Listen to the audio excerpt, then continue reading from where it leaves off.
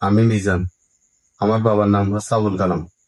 আমার বাসা হচ্ছে নীলাউলাচামারি কুনারপাড়া। আমার এলাকার কিছু কুচকুরি মহল আমাকে এই 2-3 বছর ধরে হয়রানি করছে।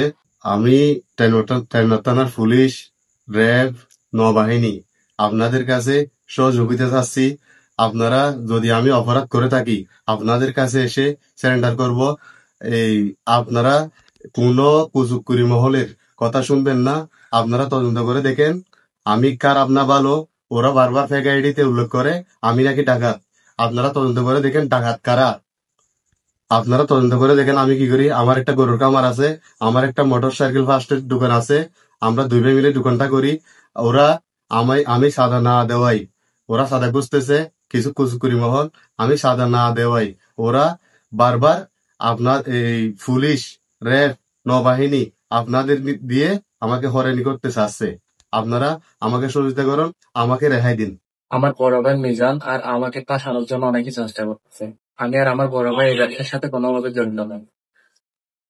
আমি বর্তমানে মহাদেব নগর কলেজের একজন স্টুডেন্ট। আমি পড়াশোনার পাশাপাশি দোকান থেকে শুরু করে পরিবারের দেওয়া বিজনেস করি।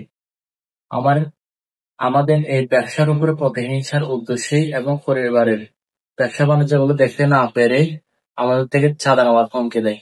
আমরা চাঁদা না দিতে চাইলে এটার বোমা লোগো বানিয়ে ফেক আইডি দিয়ে বোমা নিউজ তৈরি করে। এগুলোর সাথে আমরা কোনোভাবে জড়িত নাই।